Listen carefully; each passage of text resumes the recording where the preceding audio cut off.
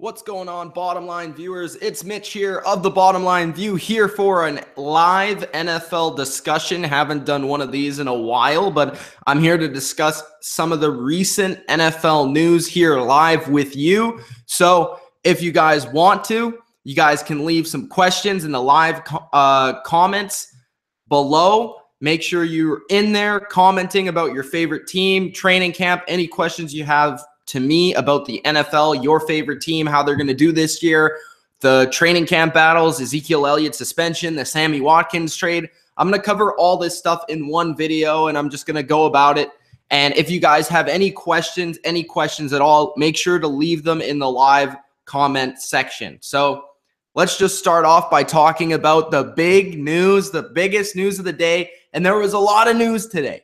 But the biggest news of the day was Ezekiel Elliott being suspended for 6 games. Six games. Not 3, like we thought. Not 2, like some people thought. Not 4 even.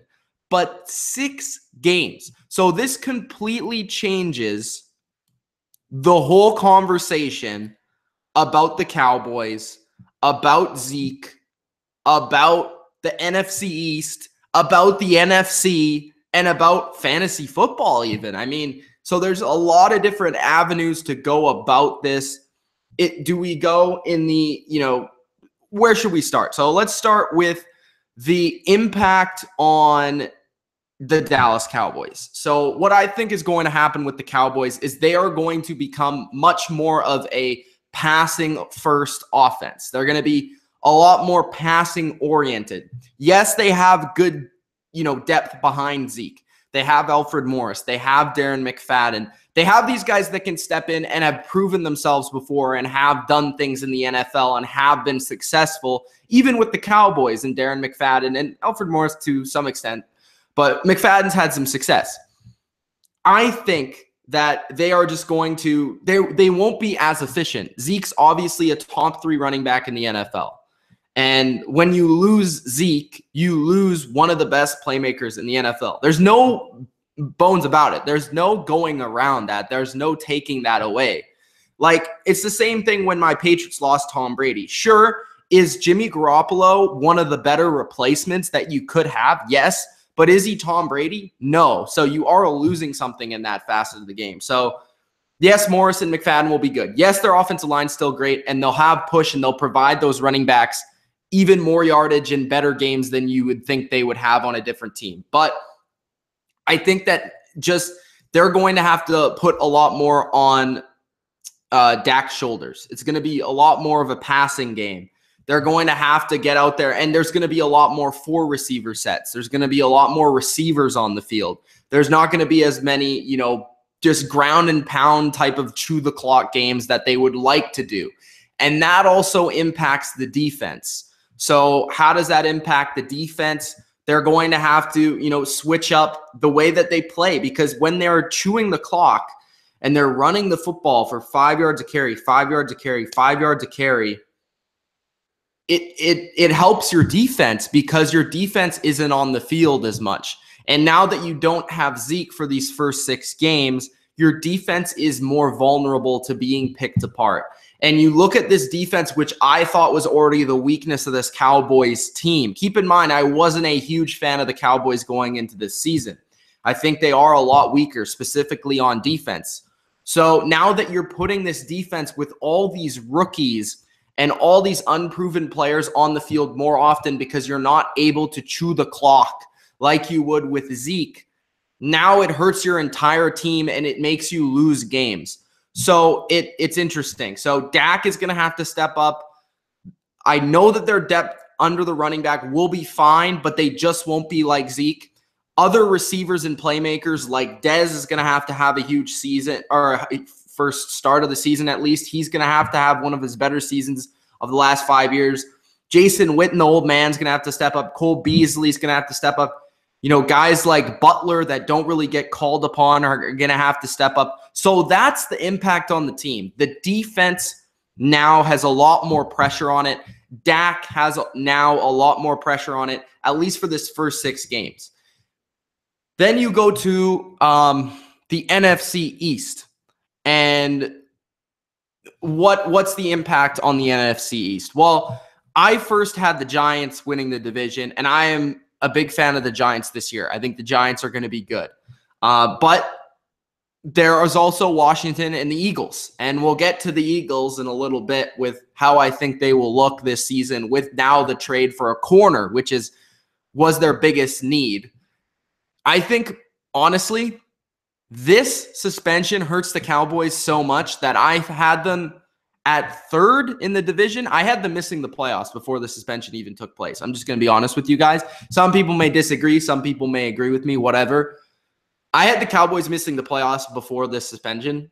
Now I have the Cowboys finishing last in their division. And that's just the way I see it. Because I look at what the Eagles have done. I have faith in the Eagles. I think Carson Wentz is going to take a step up. I like their defense. They added some weapons around Carson Wentz, and now they've gotten a corner, which was the number one spot of need for this team.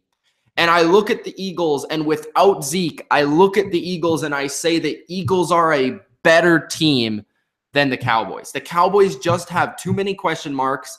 They have too many issues. They have too many problems that I can sit here and say that the Eagles are not better than the Cowboys. So right now, the NFC East, my power rankings would be Giants, Redskins, Eagles, Cowboys. And that's the way I see it. I don't know. You guys may see it differently. Let me know why you see it differently, but that's the way I see it because the Cowboys' defense is the worst in the division. They don't have Zeke now. They can't run the ball as effectively. More pressure is on Dak. And you could say Dak is probably the second best quarterback in the division. I would give the nod to Kirk Cousins as the best quarterback. I think the Redskins' offense is just as good as the Cowboys' offense and maybe even better. The Redskins improved their defense, and it's better than the Cowboys' defense. So I don't really see where the Cowboys are, other than the name the Dallas Cowboys and what they did last year, how they're better than these other teams. That's just my personal opinion, but you guys can disagree with me. There's a lot of heated discussion in this chat right now between Marco Diaz and Matt. Chauncey is in here. He says the Giants suck. He says go Lions. Marco says Cowboys suck. Let's go Giants. A lot of Cowboys suck. Cowboys defense sucks. Cowboys offense sucks, says Marco. Marco is not a Cowboys fan, quite obviously. Matt says Odell is a virus in the locker room. Dez is good too. Don't try to make it seem like he's trash. I didn't say nothing. I hope you. Marco says at least he's better than Dez. Dez is good, but Odell's better. And I don't get the Odell is a virus in the locker room thing. I think that's just a Cowboys fan thing that they try and stir the pot. He had that one incident which I thought was a stupid move on the boat. But other than that, I don't really see how he's a virus in the locker room. So we went over the impact of Zeke on the Cowboys. We went over the impact of Zeke on the NFC East. Now what's the impact of Zeke in fantasy football? Because a lot of people are wondering where should Zeke be drafted? Where should you take him? Should you take him in the first round? Should you still take him in the top 5? Should you take him in the second round? And honestly, for me, I'm going to be staying as far away from Zeke as I possibly can, and that's just the way it's going to be. I'm not a huge fan of picking suspended players. And the reason why I'm going to stay away from Zeke is because it's so close to fantasy season that I feel like not a lot of people are going to move Zeke that far down their board. They're still going to have him in the top 4 rounds. And I'm not going to pick a player, me personally. There's just too much risk involved for me to pick a player that isn't going to play in the first 8 weeks.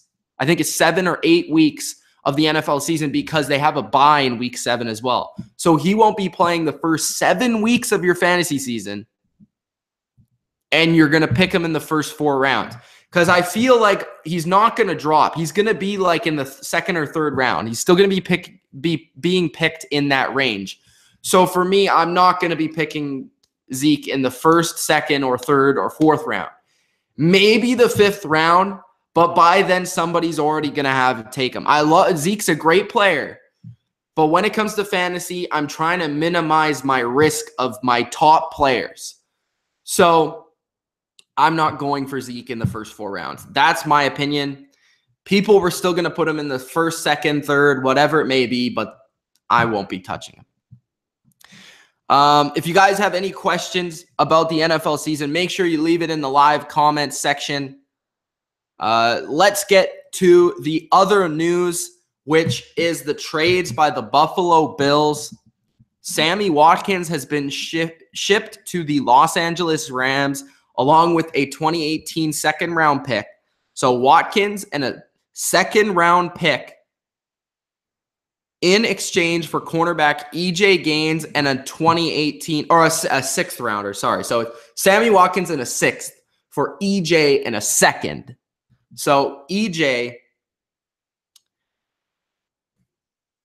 is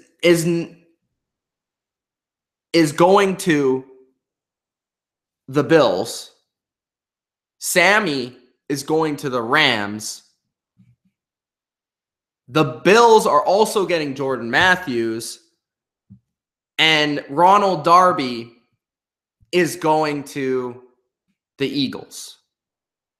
So Ronald Darby, the Buffalo Bills starting level corner, Ronald Darby, he's been the second corner, I believe, for the Buffalo Bills for the past 2 seasons now.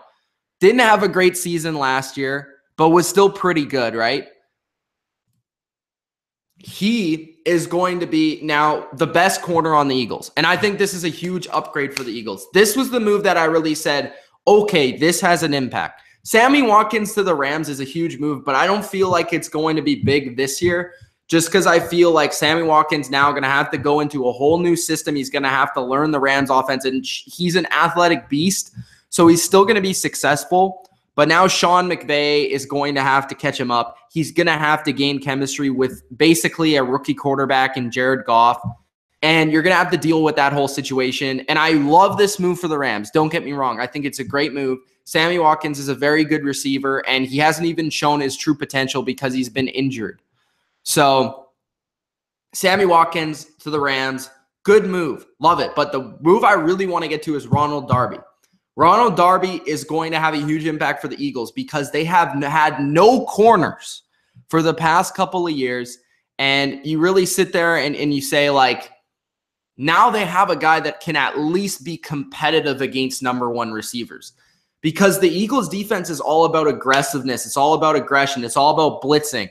It's all about getting after the quarterback. And now they can at least have one more guy on their defense that can play that man defense. And they were getting torched all year last year. But Ronald Darby, they have him. I know they have Mills, who is supposed to be one of their starting cornerbacks. And Sidney Jones is also going to be in the mix, was supposed to be drafted in the first round, if you can remember that. But now he's going to be kind of he'll be back somewhere in the middle of the season, as far as I know. And now they're set up at the corner position with 3 young corners, 3 competitive, solid corners. None of them are Pro Bowl level, but they're all good players. And Ronald Darby instantly impacts his defense and instantly makes this team a lot better because he gives them a competitive starting corner that they desperately needed. Now, they did get rid of Jordan Matthews. But Jordan Matthews is kind of one of those receivers who he's good, but he's not great. He goes to the Bills, and definitely a downgrade from what they had in Sammy Watkins. But Jordan Matthews, and they get a 3rd rounder for Ronald Darby. So they got another pick with him.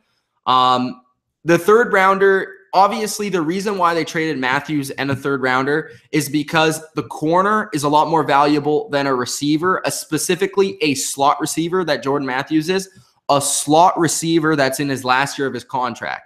So in a way, it was a good move for the Eagles because they probably weren't going to, in another way, I should say, it's a good move for the Eagles because they probably weren't going to sign Jordan Matthews anyways, because they were probably going to let him go in free agency because he was probably going to offer or want too much money, I should say. The Bills now have Jordan Matthews, different receiver from Sammy Watkins.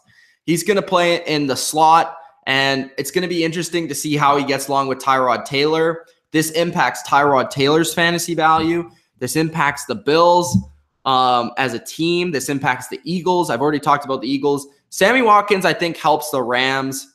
And I think that EJ Gaines is actually one of those under the radar kind of players. Under the radar. He's kind of a tall corner. He's physical. He likes to press.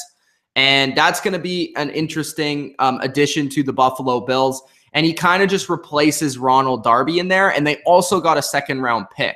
So the Bills have gained picks here. So what it seems like the Bills are doing, and a lot of people have been saying this on Twitter, is that they're just saying this season, we're not going to do anything this year. They already figured that, our talent roster isn't good enough to compete with teams like the Patriots, even the Dolphins this year in this division. So they're going to be hanging back. They'll still be better than the Jets, but they'll have a high first-round pick. They've now gained more second and third-round picks. And if you're a Bills fan, you have to look at it in two different situations. Yes, you screwed up. You traded way too much for Sammy Watkins and basically did nothing for your team. But you got rid of him, and now you got some picks back that you can use for the future of your franchise. So it's a win-loss for Buffalo Bills fans. And it's a new regime for the Bills. So they're trying to, reestablish what the Bills' identity is. Peterman looked good for them in the preseason. Maybe that's going to be their starting quarterback in the future because who knows how long. The rumblings there is that Tyrod Taylor isn't overly loved by the Buffalo Bills ownership or whatever. So there's a lot here. The Bills looking to the future. The Rams looking to support their young quarterback with a receiver. The Eagles looking to compete this year and gain another corner because that was their biggest weakness. And also for the Eagles, another thing to bring up is that they kind of Bill Belichick the Bills in a way. Because what does Bill Belichick do? He goes out and he trades for players. He doesn't necessarily go to the draft, but he'll trade his draft picks to get players that he can play now because he knows how good they are. So that's kind of what Bill Belichick did to the Bills, or the Eagles did to the Bills. They Bill Belichick them.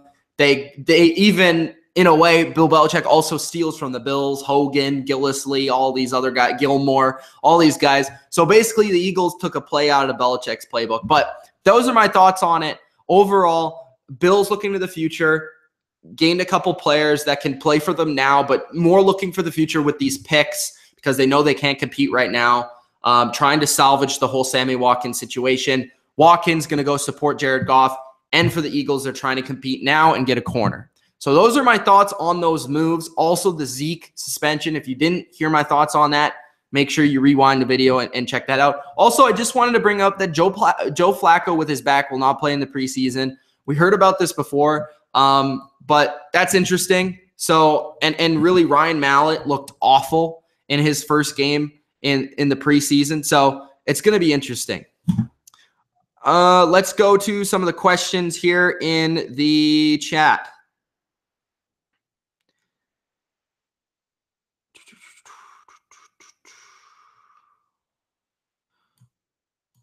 There's no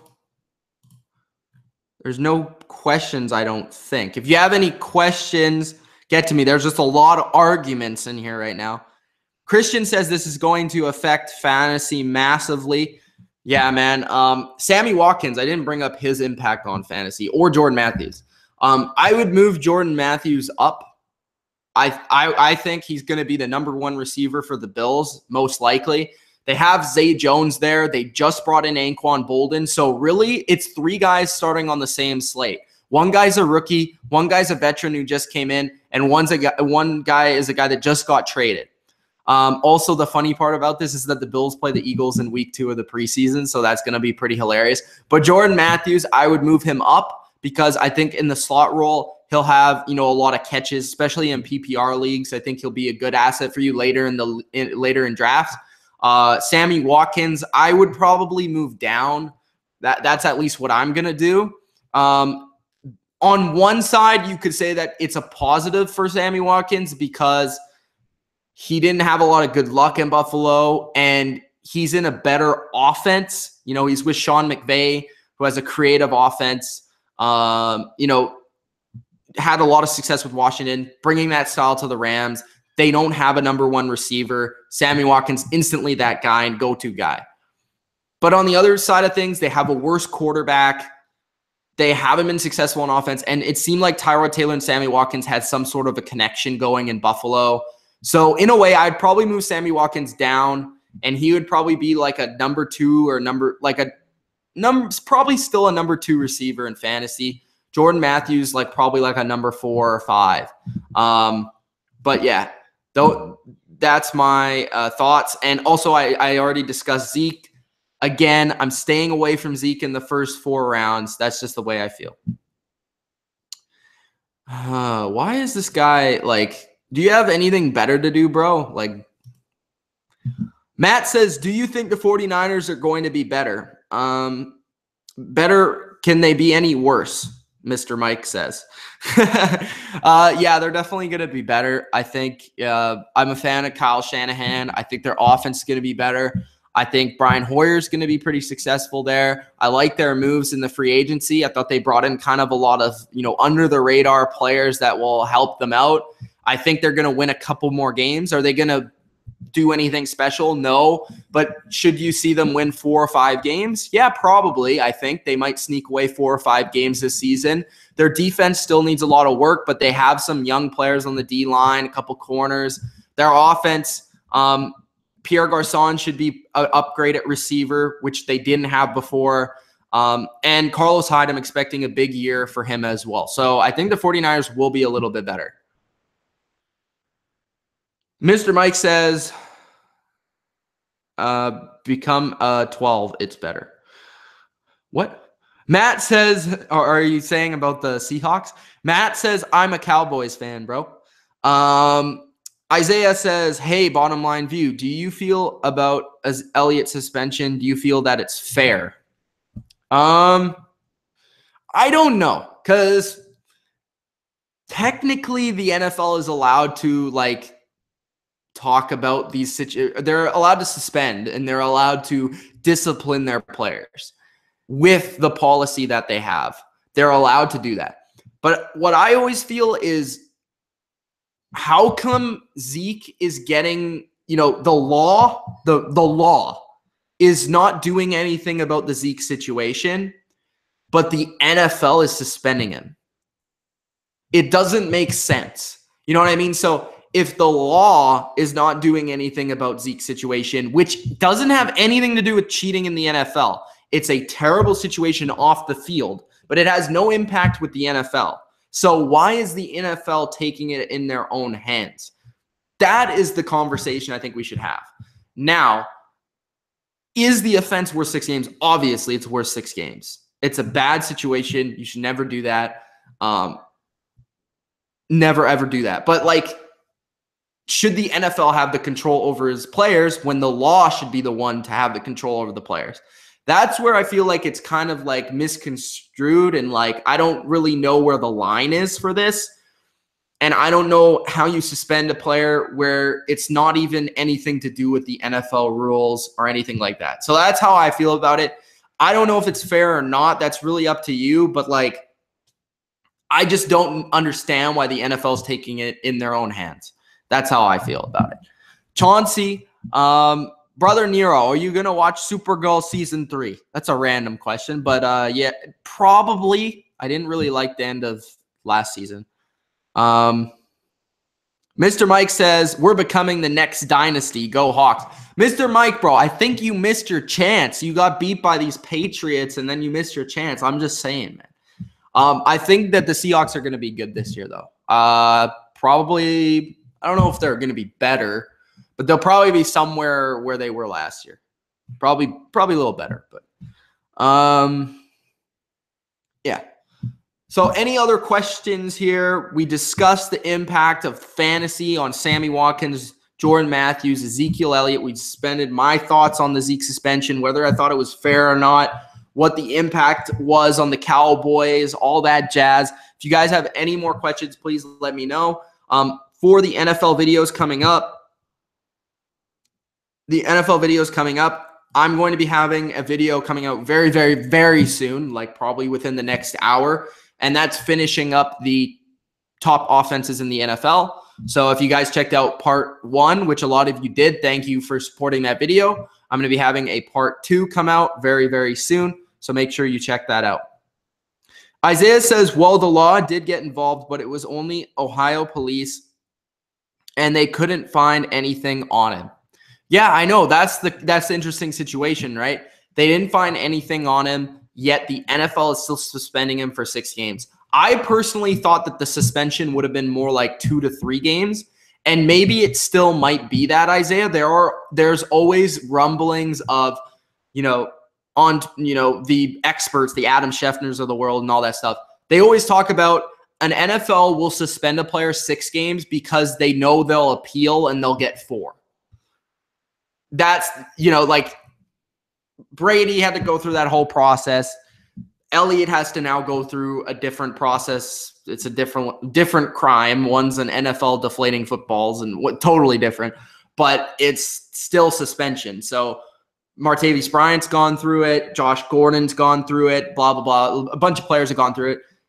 You can appeal the process, and usually the NFL will suspend a player more games because they'll know they'll win an appeal to get it down more games.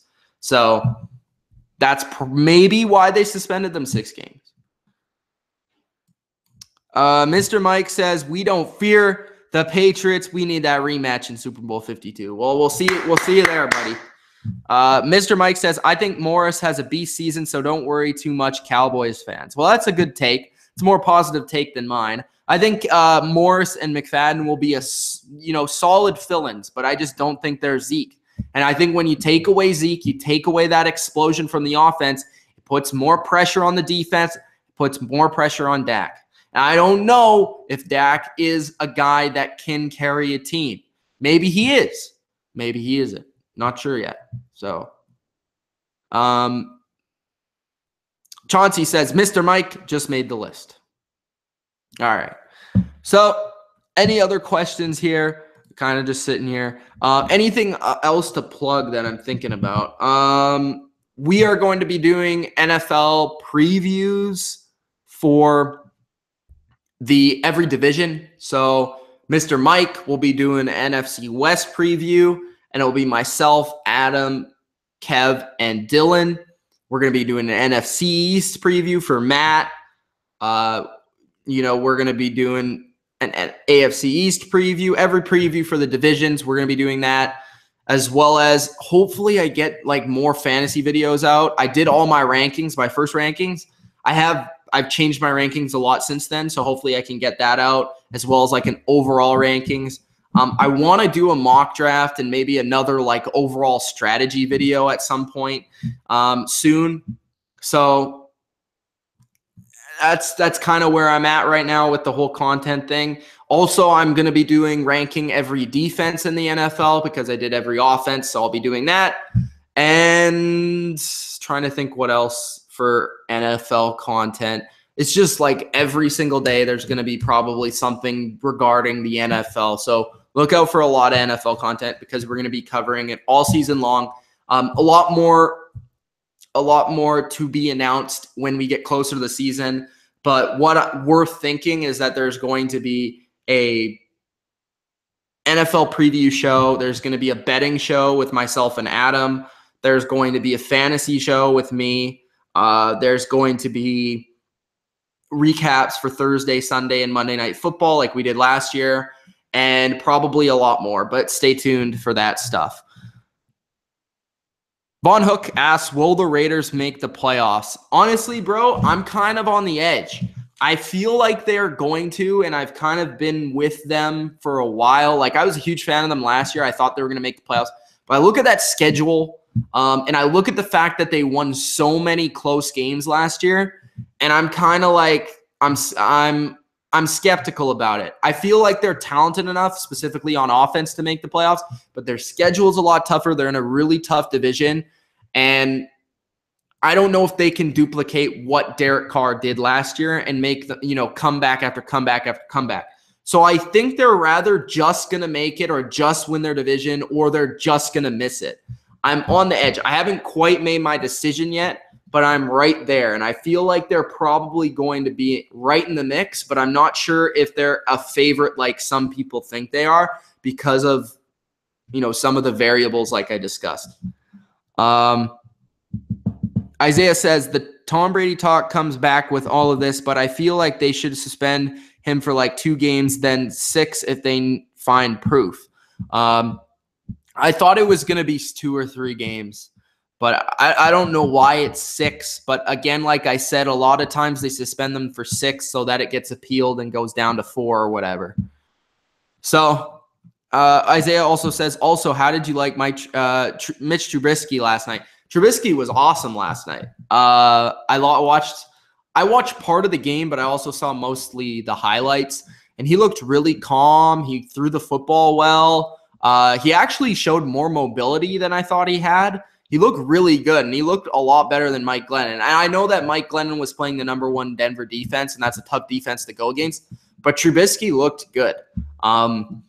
And I was surprised because I think I had Trubisky as my number 2 quarterback. I had Mahomes as my number 1. I had Trubisky as number 2, and I had Watson at number 3.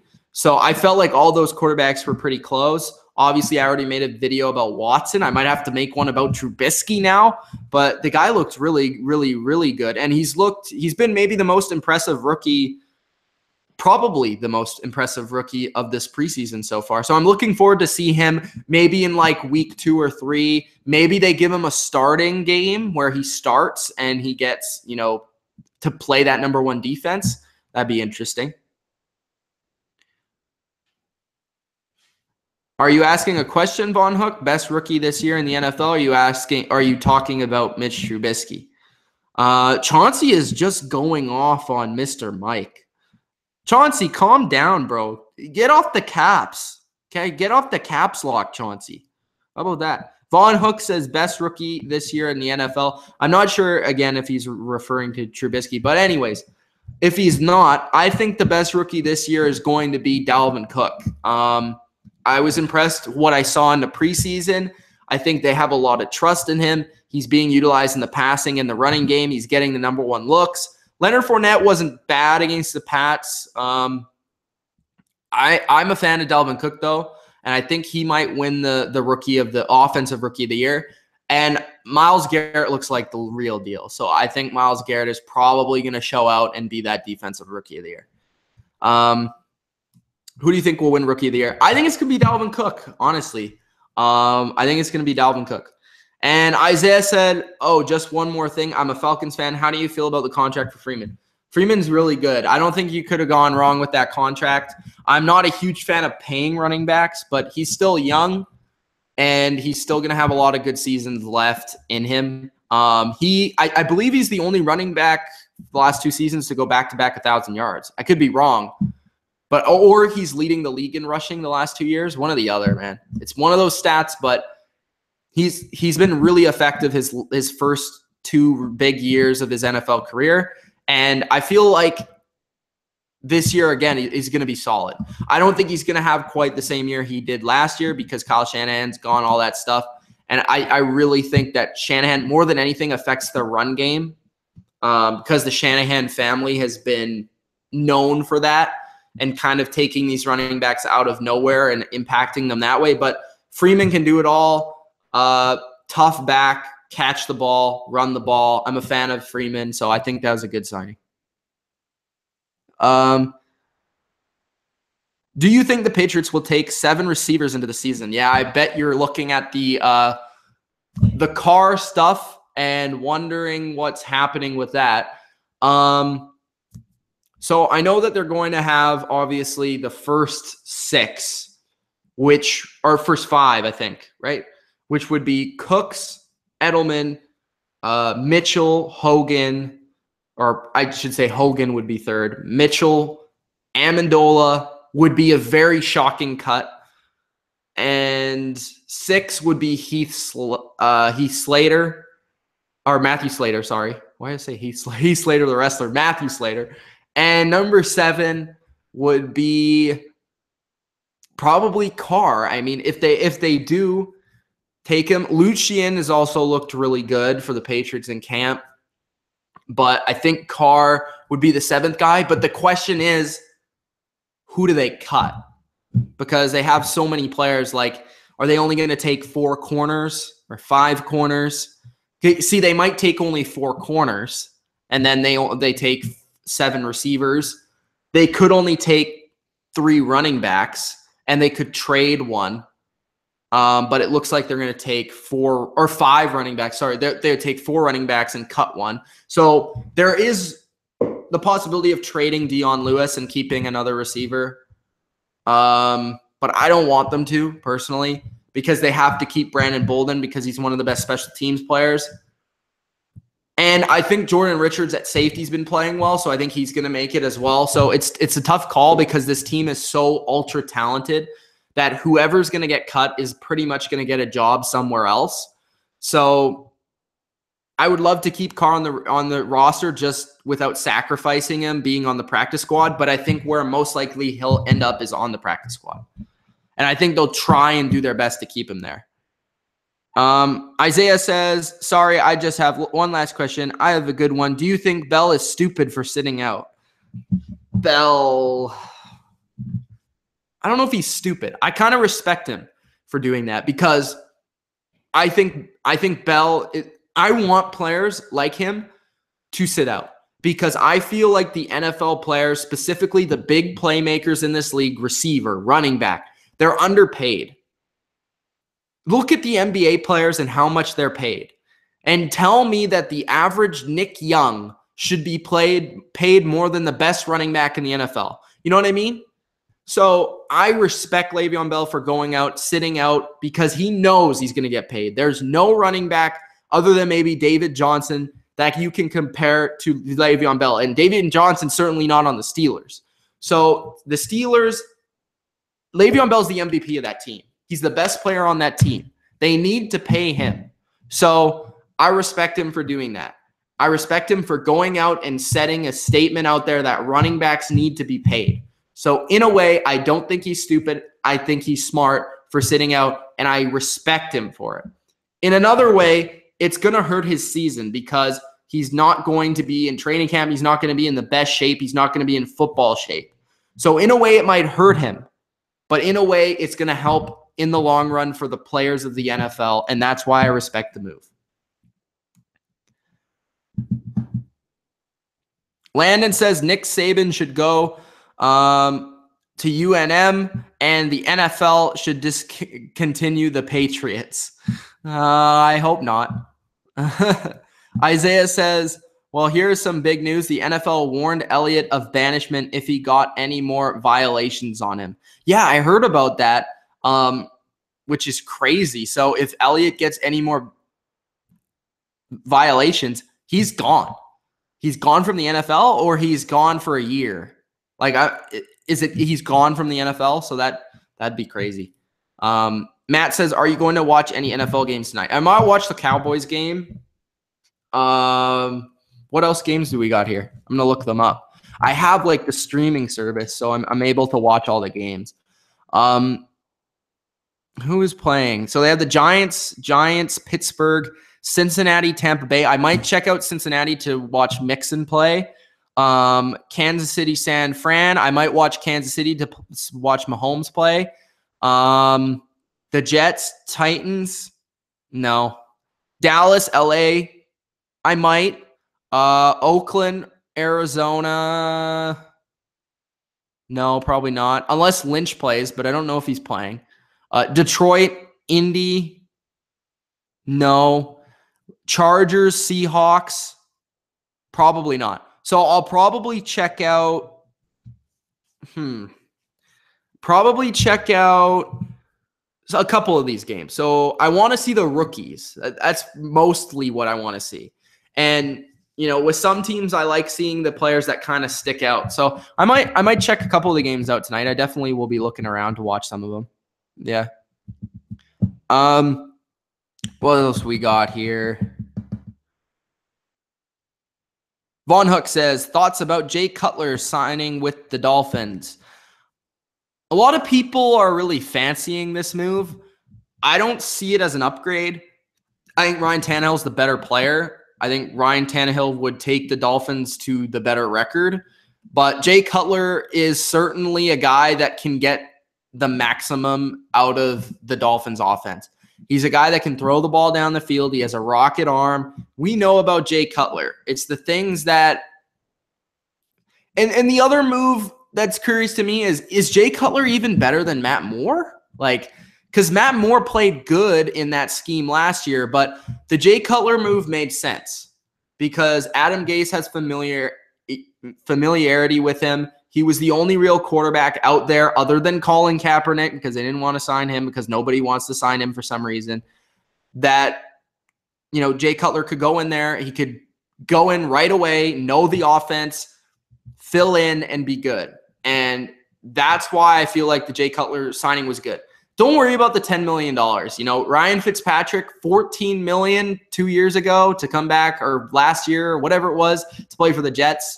You know, it is what it is. $10 million at this point in the year. They're not going out and signing any more free agents. So the money doesn't really matter. They were probably just competing for the services of Cutler. And the Dolphins, I think, made the right move. Whether Cutler, even if Cutler's bad, they can just put Matt Moore in. So they have the potential of Cutler being a good Cutler and taking them far and maximizing the potential of Landry and Parker and Stills. Or he just sucks for a couple of games. You put Matt Moore in there and you play him out. So you at least have a backup, and at the most you have a guy that could take you to the playoffs. So I think it was a good move. I just don't see it as an upgrade over Tannehill. Isaiah says, well, kind of think it will. It's like Josh Gordon. If Elliott were to go out like him, probably wouldn't come back just due to how the system works. It's probably true. Tannehill tore his ACL in non-contact practice. See what happened was the football god said, let him slip, do the Dolphins a favor, and show them why. What are you saying? That I don't even know. I can't even show him I don't even know. What are you trying to say at the end of that, Isaiah?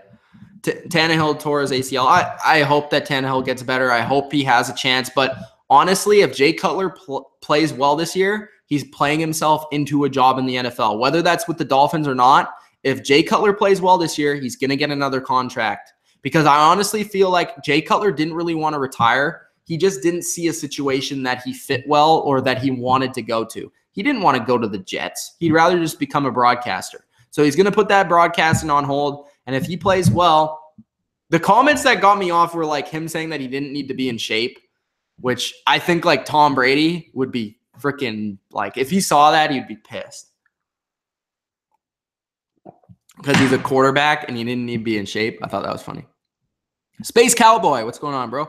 Says, so Josh Brown gets suspended 1 game for beating his wife multiple times.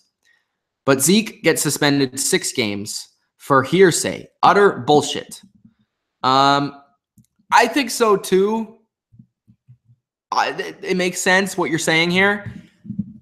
I feel like Zeke and I feel like Brown's suspension was unfair because if you're going to discipline your own players and you're not going to leave it up to the law, which again, the law did not suspend Zeke. The NFL did, not the law. The law did not punish Zeke. The NFL did. I felt like Josh Brown's suspension was a joke. I thought he should have been suspended much further. So for me, Zeke should be suspended the similar amount, but probably a little less, like you said. He hasn't even been proven. For all we know, the girl just said he beat me up because he's famous. For all we know, because we don't have a picture, we don't have a video, we don't have Zeke coming out and saying, yeah, I did it, I'm sorry.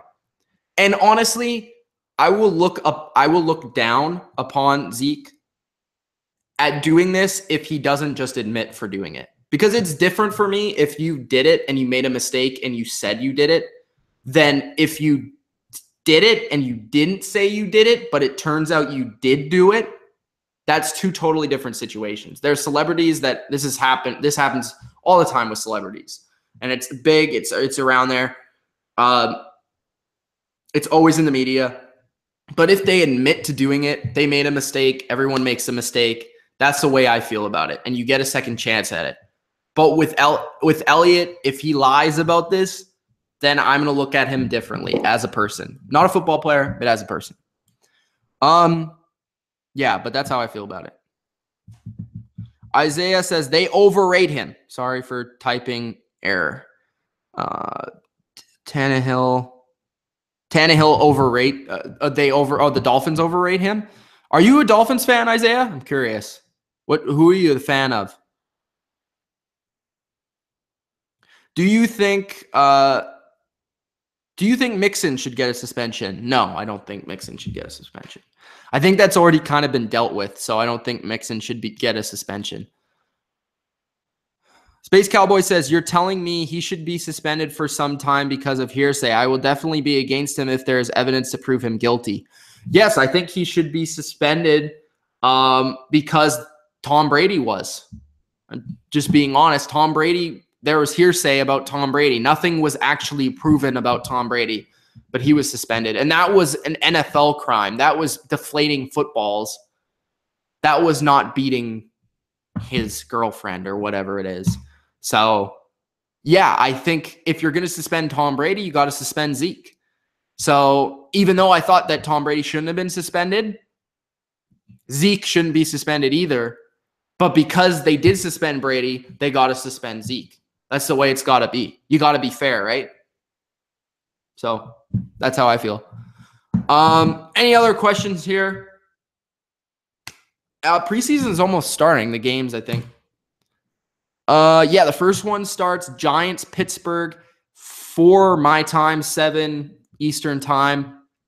Also, if you guys are a fan of the GM mode series, we've decided to do the WrestleMania for GM mode on the 18th of August. So make sure you're on there. We haven't decided a time yet, but the 18th of August is going to be the day that we do GM mode finale.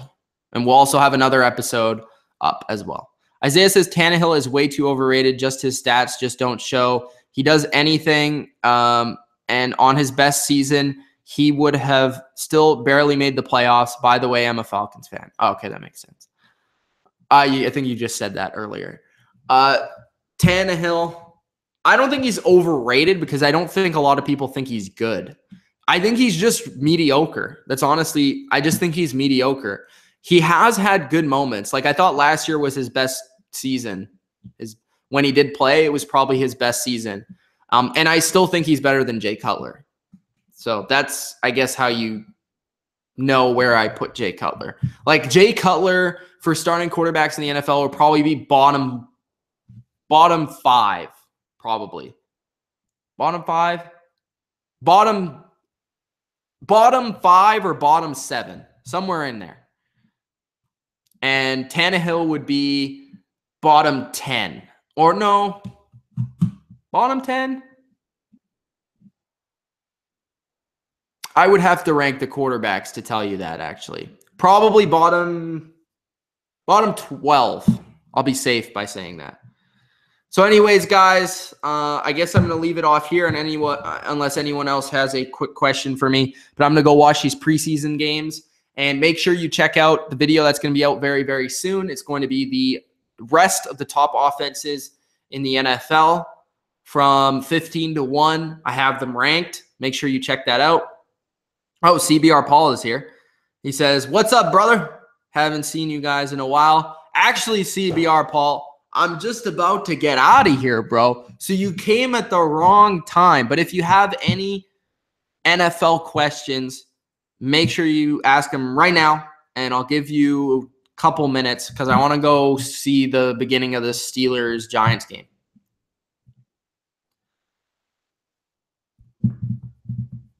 Yeah, Isaiah, I am confused that they didn't give Matt Moore another chance. He did take them to the playoffs, so I am kind of confused by that. All right, guys. Anyways, I'm going to get out of here.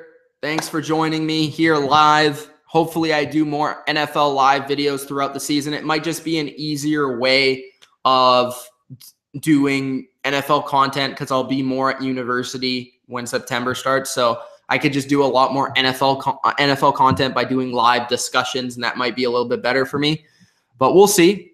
Thanks for talking, and thanks for commenting. Thanks for liking the video. And if you haven't liked the video, make sure you Gronk spike it, and make sure you subscribe to the channel if you are new.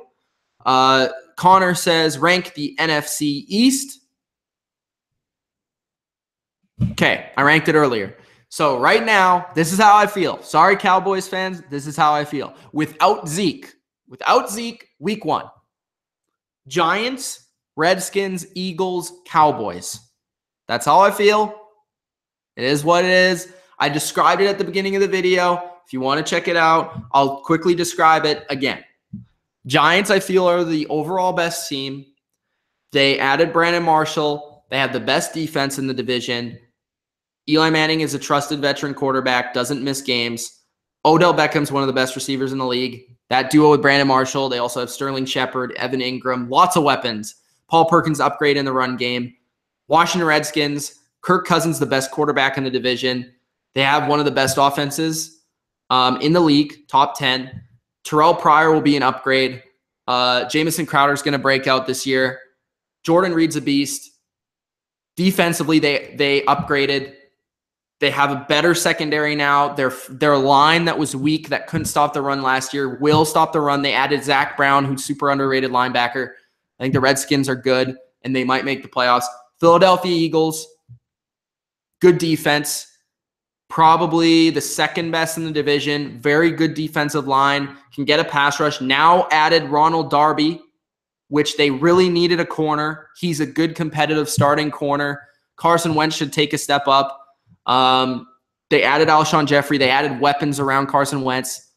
And then the Dallas Cowboys, who I just feel have too many question marks on defense. And without Zeke, I'm too skeptical about that offense. So that's the rankings in the NFC East. Thanks, guys, for watching this video. It's Mitch with the Bottom Line View. Again, like the video, subscribe to the channel. Hope you have a nice night. Gonna go catch this preseason action. Peace out.